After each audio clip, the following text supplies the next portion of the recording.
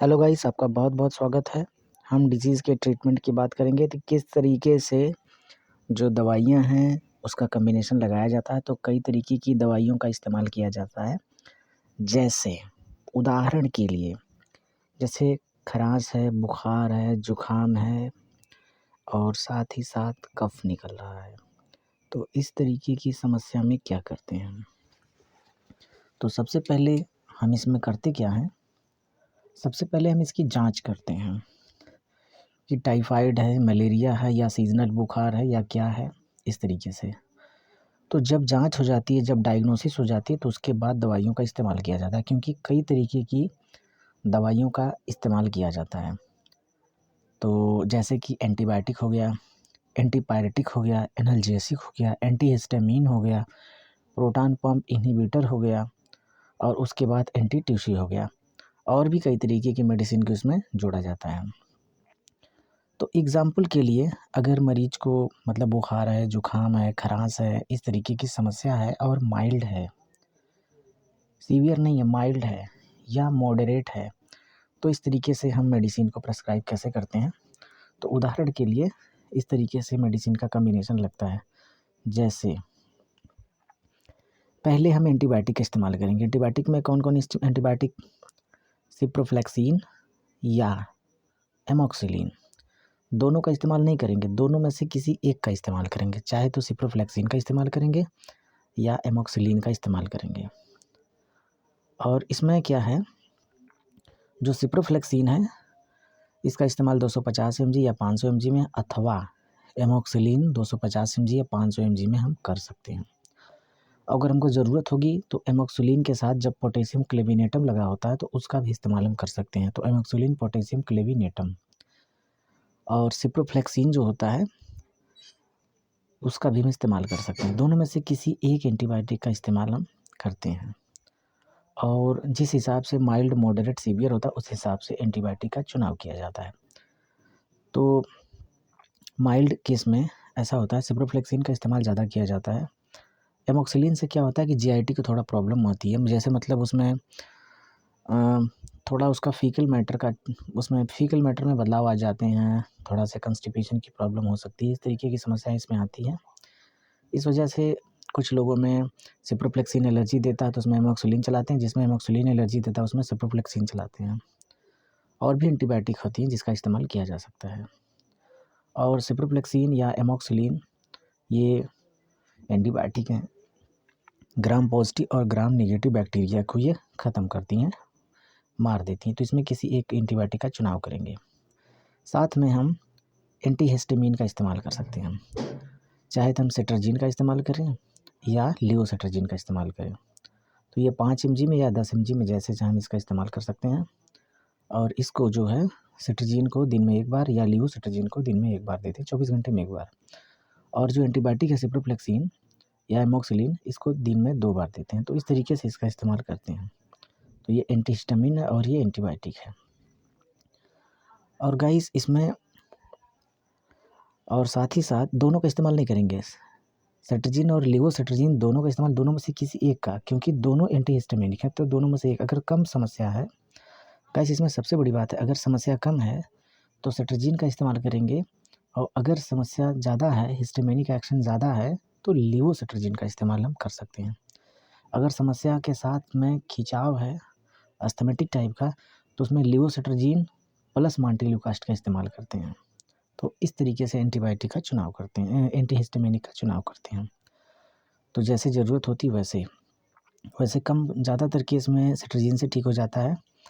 और अगर टाइफाइड पुराना हो गया है, काफ़ी लंबे समय से चल रहा है, तो उसमें लिवोसेट्राजिन का इस्तेमाल जनरली करते हैं। तो दोनों में से किसी एक एंटीहिस्टामिनिक का इस्तेमाल करते हैं, 5 mg में या 10 mg में। जनरली ये 5 mg में ज़्यादा इस्तेमाल किया जाता है और इसको 24 घंटे में एक बार लेते हैं। एंटीबायोटिक को 24 घंटे में 2 बार, मतलब 12 घंटे में इसको 2 बार लेते हैं। उसके बाद आ जाता है तीसरे पे है एनाल्जेसिक और एंटीपायरेटिक। एनाल्जेसिक में निमोसलाइड के साथ पैरासीटामॉल आता है, या इसका इस्तेमाल हम नहीं करना चाहते हैं तो एसिक्लोफेनेक और पैरासीटामॉल का इस्तेमाल कर सकते हैं। वैसे जिसमें किडनी की प्रॉब्लम होती है उसमें निमोसलाइड पैरासीटामॉल का इस्तेमाल अगर नहीं करते हैं तो बेहतर रहता है। एसिग्नोफिलिक और पैरासीटामॉल ये ज़्यादा सेफ़ माना जाता है किडनी के पेशेंट में।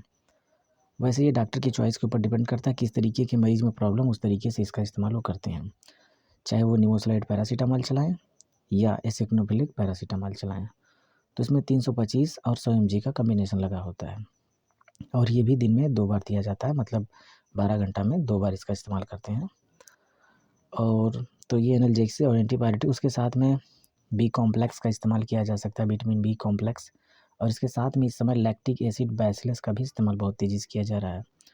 तो चाहे तो हम कैप्सूल का इस्तेमाल विटामिन बी कॉम्प्लेक्स का कर सकते हैं और चाहे तो हम इसकी जगह पे विटामिन बी कॉम्प्लेक्स का सिरप भी दे सकते हैं, दोनों कर सकते हैं। वैसे सिरप काफ़ी अच्छा रिस्पॉन्स करता है, तो विटामिन बी कॉम्प्लेक्स का सिरप का भी हम इस्तेमाल कर सकते हैं। और सिरप रहेगा तो 2 टाइम उसको दिया जाएगा, मतलब 12 घंटा में 2 बार। और अगर टैबलेट है सॉरी कैप्सूल अगर है तो उसको 24 घंटा में 1 बार खाना होता है। उसके बाद हम प्रोटॉन पंप इन्हिबिटर की बात करेंगे। साथ में इन दवाओं के साथ में प्रोटॉन पंप इन्हिबिटर लगाना काफ़ी ज़रूरी होता है। चाहे तो हम रेंटिडीन का इस्तेमाल कर सकते हैं 150 mg में, और या अगर प्रॉब्लम ज़्यादा है तो रिब्यूप्राजोल का इस्तेमाल कर सकते हैं, या डॉक्टर जिस तरीके से प्रॉब्लम देखता है पेंटाप्राजोल का भी इस्तेमाल कर सकते हैं, ओमप्राजोल का भी इस्तेमाल कर सकते हैं। और प्रोटॉन पंप इन्हिबिटर ऐसी दवाइयाँ जिसको खाली पेट भी खाया जा सकता है और खाना खा के भी खाया जा सकता है। जनरली ये खाना से पहले अगर खाली पेट इन दवाओं को खाएंगे तो इसका रिस्पांस प्रोटॉन पंप इन्हिबिटर का इस्तेमाल बहुत ही बढ़िया होता है और काफ़ी इफेक्टिव होता है। तो ये प्रोटॉन पंप को इन्हिबिट कर देते हैं। तो जनरली बच्चों में रेंटिडीन का ही इस्तेमाल करते हैं, और ज़्यादा जब समस्या होती है तो रिब्यूप्राजोल काफ़ी पॉपुलर है। और कोई एल्डरली पेशेंट है तो उसमें ओमप्राजोल का भी इस्तेमाल किया जाता है, और 24 घंटे में 1 टैबलेट। या रिब्यूप्राजोल जो होता है डॉक्टर के सलाह पे डॉक्टर एडवाइस करते हैं दिन में 2 बार भी इसको ले सकते हैं, सुबह शाम। लेकिन ऐसा बहुत कम होता है, 24 घंटा में 1 टैबलेट काफ़ी होता है। और साथ ही साथ इसमें डोमपेरिडान, रिब्यूप्राजोल के साथ ज़्यादातर केसेस में डोमपेरिडान लगता है, डोमपेरिडान आता है। और इसके साथ ही साथ हम कफ सिरप का भी इस्तेमाल करते हैं। तो कफ सिरप क्या है? एंटी टिश्यू है, और ये देखते हैं कि जो खांसी आ रही है वो किस तरीके की है, उसमें कफ आ रहे हैं या सूखी खांसी है, क्या है, बलगम है या नहीं है, खिंचाव ज़्यादा, इस तरीके से और भी समस्याओं को देख करके इसमें डॉक्टर दवाओं को कम या ज़्यादा कर सकता है। और अपने हिसाब से डॉक्टर एंटीबायोटिक का चुनाव करते हैं, एंटीहिस्टामिन का, एंटी पायरेटिक और एनाल्जेसिक का, और प्रोटॉन पंप इन्हिबिटर का, और एंटी टिश्यू सिरप का। इसके साथ में कई तरीके के और मेडिकेशन दिए जा सकते हैं, जैसे कि उनको भाप दिया जा सकता है, या विक्स वेपोराइज़र रिकमेंड कर दिया गया कि आप विक्स की भाप लीजिए, या एस्थलीन की भाप लीजिए, या प्लेन सिर्फ पानी की भाप लीजिए। और भी कई तरीके के मेडिकेशन भी उनको बताए जाते हैं, एक्सरसाइज बताई जाती हैं। तो गाइस इस तरीके से ट्रीटमेंट किया जाता है। और ये जनरली जो अपर रेस्पिरेटरी ट्रैक्ट इन्फेक्शन उसमें ये इस्तेमाल होता है। और ये मतलब अगर सीजनली बुखार है तो उसमें भी इस्तेमाल करते हैं, टाइफाइड के केस में भी करते हैं। और इसमें जो ये 2-2 एंटीबायोटिक लिखी गई है, या 2-2 एंटीहिस्टामिन लिखा गया है, या 2-2 एनाल्जेसिक एंटीपायरेटिक, दोनों का इस्तेमाल नहीं करते। दोनों में से किसी एक का इस्तेमाल डॉक्टर अपने हिसाब से करते हैं। चाहे तो निमोसलाइड पैरा लगाएंगे या सिग्नोफिलिक पैरा लगाएंगे, चाहे तो वो सेट्राजिन का इस्तेमाल करेंगे या लियोसेट्राजिन का इस्तेमाल करेंगे, दोनों का इस्तेमाल कभी नहीं करते हैं साथ में। और जिस तरीके से उनको ज़रूरत महसूस होती है और पेशेंट की कंडीशन होती है उस हिसाब से इसका इस्तेमाल ये करते हैं। जनरली जो ओमप्राजोल है इसको 24 घंटे में 1 बार दिया जाता है खाली पेट। और इसमें जब कैल्शियम के रिलेटेड दवाइयाँ चलाई जाती हैं तो उसमें इसका इस्तेमाल करते हैं। तो और नहीं तो ओमप्राजोल की जगह पे रिब्यूप्राजोल भी काफ़ी होता है। तो सब में सब दवाइयाँ सूट नहीं करती हैं। कुछ दवाइयाँ कुछ पेशेंट में एलर्जी शो करती हैं, तो इसलिए उनके दूसरे उनके वर्ज़न है, जो दूसरे उनके रूप हैं, उसका इस्तेमाल किया जाता है। तो जो कफ सिरप है इसको दिन भर में 3 बार दिया जाता है। अगर ज़्यादा खांसी आ रही है 2-2 चम्मच। तो इस तरीके से जो डोज़ होता है वो डॉक्टर अपना कन्फर्म करते हैं। और इसको वज़न के हिसाब से, उम्र के हिसाब से टैली करते हैं, कितना वेट है, कितना एज है, और जो डिज़ीज़ है उसकी सीवियरिटी क्या है, माइल्ड है, मॉडरेट है, सीवियर है, क्या है। तो इस तरीके से इतनी दवाओं का इस्तेमाल करते हैं। तो गाइस, एंटीबायोटिक का इस्तेमाल, एंटीहिस्टामिन का इस्तेमाल, एनाल्जेसिक है और एंटीपायरेटिक है, प्रोटॉन पंप इन्हिबिटर है और एंटी टीसी। इसके अलावा भी कुछ मेडिसिन डॉक्टर बढ़ा और घटा सकते हैं। तो ये ज्ञानवर्धक के लिए था, और आप इसको प्रैक्टिकली में इस्तेमाल ना करें, डॉक्टर की सलाह पर ही इस्तेमाल करें, और ये सिर्फ़ और सिर्फ़ जागरूकता के लिए इसको बताया गया है। थैंक यू दोस्तों।